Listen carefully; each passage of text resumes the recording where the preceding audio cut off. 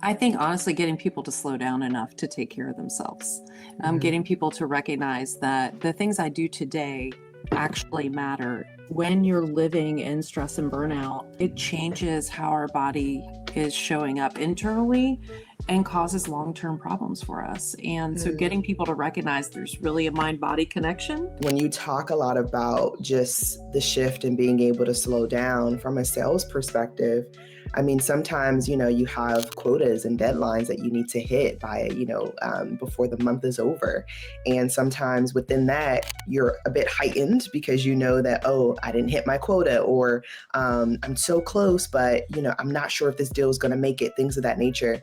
And you don't always take those moments to take the breath. Welcome to another episode of the Holistic Sister Circle. Today we have Bobby with us, and I am so excited to officially announce that she is an author. She just launched her book 2 days ago, and we're just super excited for her. We're super thrilled. And Bobby, I want you to just share with us a little bit about who you are, what you do, and why now for Oh, your book why release. now? Good question. Why now? So I am a somatic therapist and business coach, and I have stopped working one-on-one with clients in therapy pretty much, but wanted to bring all of these lovely body-based tools that I've learned over the years into the workspace.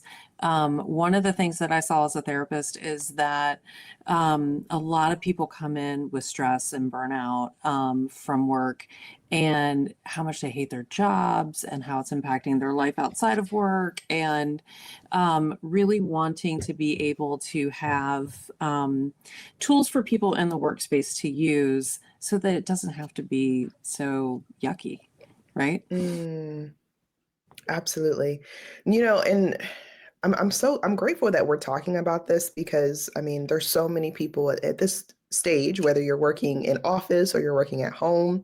Um, these are things that if we don't address them and we don't get to the root of them, they can cause more harm as we continue to live out our latter years. So could you just share with us what has been the biggest hurdle that you've seen in your industry, and with the clients that you've served with this topic? What has that looked like? Mm. I think honestly, getting people to slow down enough to take care of themselves, Mhm. getting people to recognize that the things I do today actually matter for my not just my mental health, but my physical health, and that when you're living in stress and um, burnout really, it changes how our body is showing up internally and causes long-term problems for us. And so Mm, getting people to recognize there's really a mind-body connection, and that, what we eat matters, what we who we spend our time with matters, how we react to things or think about things matters. um, and that for me, I think one of the biggest hurdles I see for people is their ability to have a belief that they can fix the problem, that they can respond differently and do something different. mm. What are some things that you've tried that have helped to get these particular people to slow down? What has that looked like? Mm, Practicing it with them. So practicing a mindfulness exercise with them, or when clients come into the room, getting them to stop and like actually look at the space they're in, and see if it's a safe enough space for them. Like we really want our brains to communicate, or we want our nervous system to communicate to our brain that this space is safe enough for me, and I can settle. I can do, the things that I need to do to be present in this actual moment. Yeah, and I'm just super curious too. A lot of the times when someone starts a business or they write a book, a lot of it also has to do with maybe how they have were treated or what that looks like in their life. And Mhm. I just would love for you to share who was Bobby growing up? What did that Oh, look growing like? up. And yeah, and what made Yeah. you get into, really like, yeah, I want to know like how did we shape Bobby into who she is today to now come out with the shift? Yeah, so I am the product of two teen parents, and life was pretty stressful. They're both blue collar workers for a long time. So, really seeing my parents work very hard in jobs where they had very little say so over how anything transpired. And hearing them complain about work or having to deal with some of the issues with work, those were things that definitely shaped me. And all of that pushed me in the direction of being a therapist, and then having my own experiences as a clinician, owning my own practice. So being a business owner and having things, I talk about this in the book, having things that made for an incredibly hard year that were very heavy and hitting me like all at one time. And recognizing my own signs of burnout and stress, and that I wasn't doing the very thing that I was teaching clients to do. So I needed to slow down and do those things for myself, and then seeing the shift and how that moved me forward, and feeling like I'm in a much better and healed space from that, which is lovely. I love that. Thank you so much for sharing. I think it's so important that, people are able to see, okay, like just because this is currently happening to you, it doesn't necessarily need to define who you are. Yeah. And you can always change and have, as you share, the shift within whatever perspective that looks like. Now, for those who are listening who may have had, or maybe you're currently in this position right now where you're frustrated, your nervous system is out of whack, you are in that fight or flight mode or stage of always feeling like you have to perform because of work.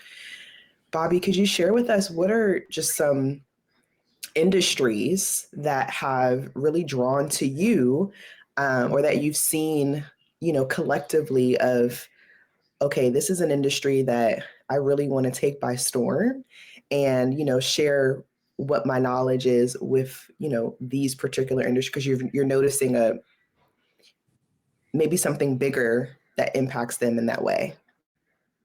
Say more what you mean by industries. Yeah. So for example, I know that my entire background has always been in sales and marketing. Yeah. And when you talk a lot about just the shift and being able to slow down from a sales perspective, I mean, sometimes, you have quotas and deadlines that you need to hit by, before the month is over. And sometimes within that, you're a bit heightened because you know that, oh, I didn't hit my quota, or I'm so close, but, I'm not sure if this deal is going to make it, things of that nature.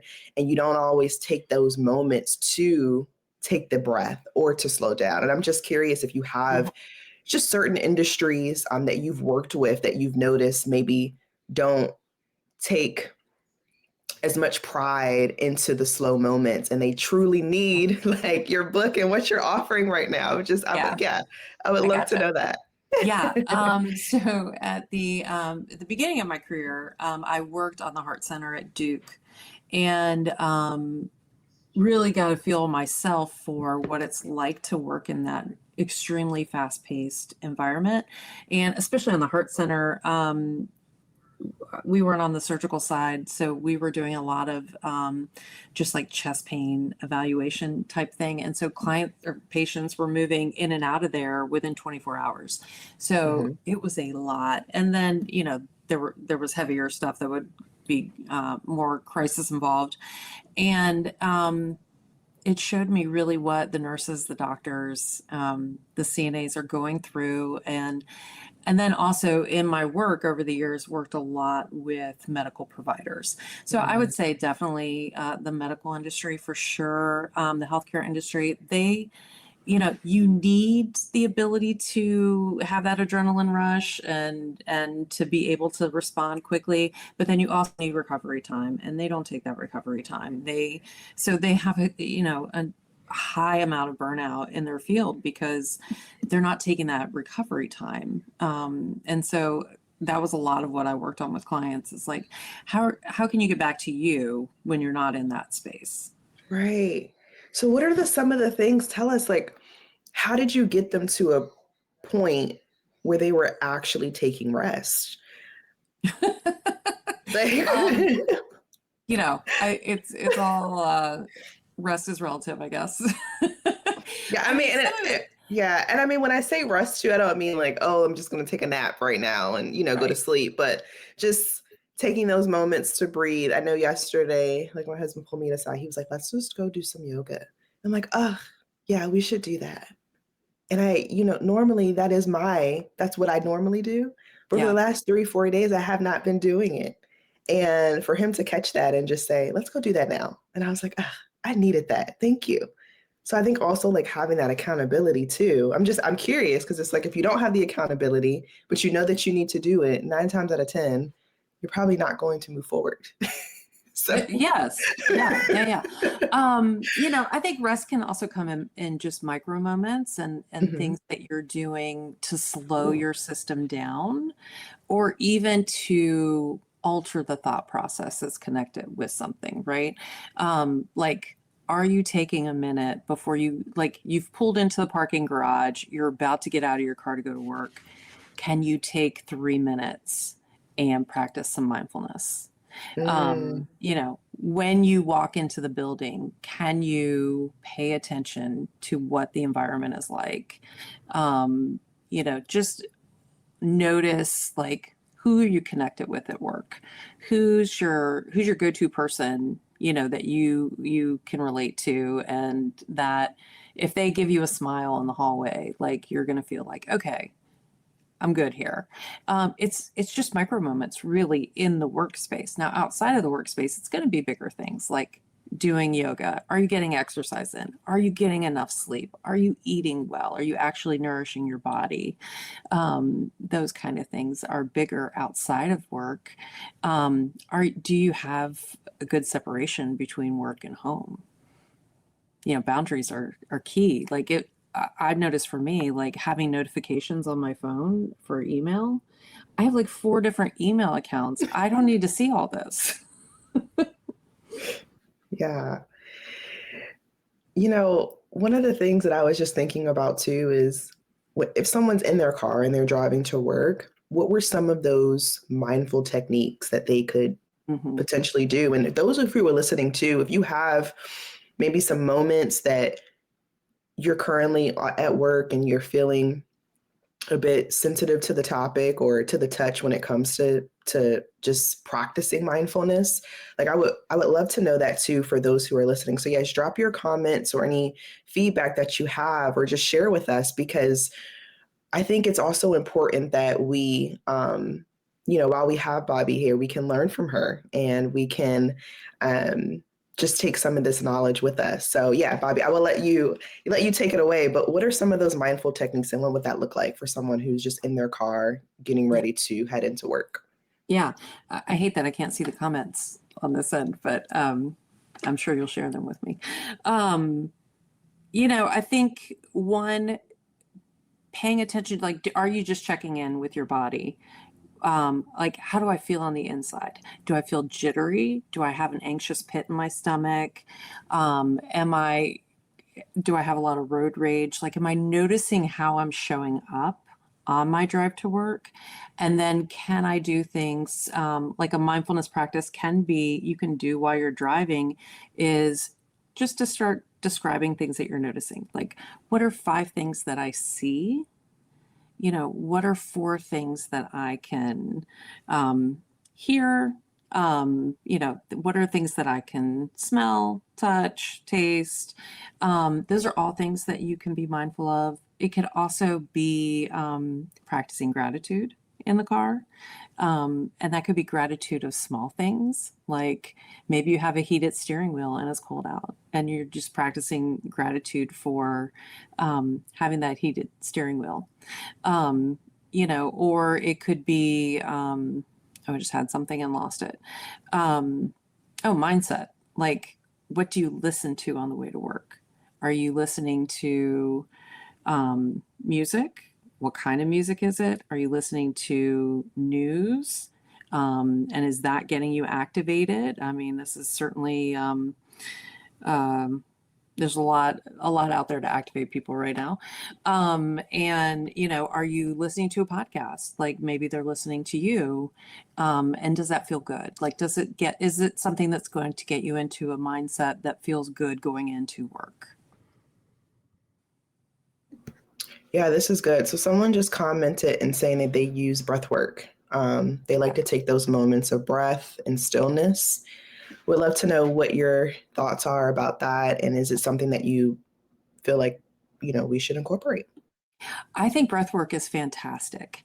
I would also like some people to be aware that it can also be really activating for some people. So breath work works fantastic for a certain group of people, and then for other people, it might feel kind of scary. Like for me, I hate breath work, but which is probably why I don't talk about it a lot. This is good though, because I didn't even know that it would do that for some people. It can feel it's really dysregulating for me. Like, and then I'm like, am I doing it wrong? But for some people, it's fantastic. And there's so many different ways to do breath work. You can take an inhale, you can do what's called box breathing, where you take an inhale for 4 seconds, and then you hold it for 4 seconds and exhale for 4 seconds and hold that for 4 seconds. And then you just keep repeating that. And that is fantastic for just slowing your system down. And getting it more into just a regulated pattern. Like I want you to think about your system as like it just ebbs and flows, kind of like a seesaw or a wave. It's just it's coming and going. Are there any particular types of mindful practices that you talk about in your book? Somebody actually just asked that question. I don't know that we get into any specific, other than like what are 5 things you can see, 4 things you can hear. I don't think I put any other mindfulness practices in there, but I do have a micro mindfulness course that I offer. So if anybody's interested in that, they can certainly reach out. So I do have moments of micro mindfulness that we offer. There's so many ways to practice mindfulness, which I love. There's all the way to, imagining your thoughts as placing them on leaves and watching them drift down the river, to walking mindfulness. There's so many different ways to do it. And really the art of it is just you're trying to train your brain to focus on what you want it to focus on rather than just being all over the place. Yeah. For someone, and this is more for my question, but for someone who's literally like on the verge of quitting their job, like they just literally can't take it anymore, what would you say to someone in that That's position? a great question.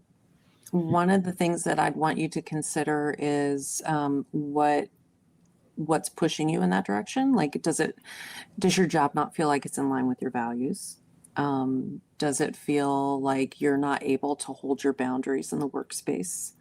And how is it showing up for you as far as your health goes? Or, is it impacting your sleep? Are you not able to get up and go to work without drinking like 5 cups of coffee? Like, how's it showing up for you? And then, what would feel more in line? Yeah. And if anybody wanted to just go a little bit further within this journey, potentially working with you, what would that process look like? Oh, great question. So I do offer coaching. So they could reach out, and I'd be more than happy to provide coaching where we can look at these things individually for them. They can absolutely read the book. There are great tools in there for them to use. And then, like I said, I do offer additional courses. So like micro mindfulness, and then also Say It Like You Mean It, which is a great course for exploring what your boundaries are and how to hold your boundaries. This is good. Yeah. What the boundaries are and how to hold your boundaries. I love that. I love it. I love it. Well, Bobby, this has been amazing. We do have about 5 minutes left with Bobby. So if anyone has any other questions, please feel free to ask them now. while we're doing that and getting our questions in, I do want to talk about the book a little bit more for those who just joined us. Um, so again, we have the shift. Shift happens, reclaim your energy and focus without quitting your job. So, Mhm. Bobby, one more time, can you just share with us again who you are, what you do, and tell us a little bit more about your book? This is just for last minute audience for those who just joined us. Yeah, so I'm Bobby Newell. I'm a somatic therapist and business coach, and I work with people on managing burnout and teaching them tools so they can learn to love their job again, or at least get through the day without wanting to quit their job. Shift Happens is basically a guide for teaching you that you have a body. We're not just neck up, but we have like an entire body, and how that's showing up for you when you're burnout. Or not showing up for you, and issues that burnout causes with our health.